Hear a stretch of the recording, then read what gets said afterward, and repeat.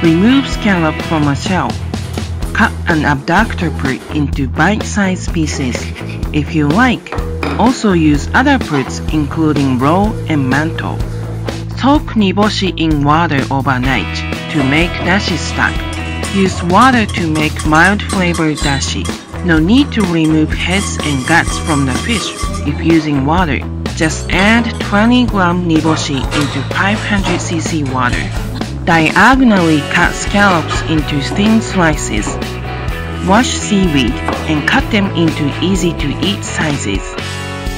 Pour dashi stock into a shell and mix sake and miso. When dissolved, add the scallop, scallion, seaweed, and stew. When boiled, pour lightly beaten egg and turn off the heat when egg is cooked to your favorite consistency.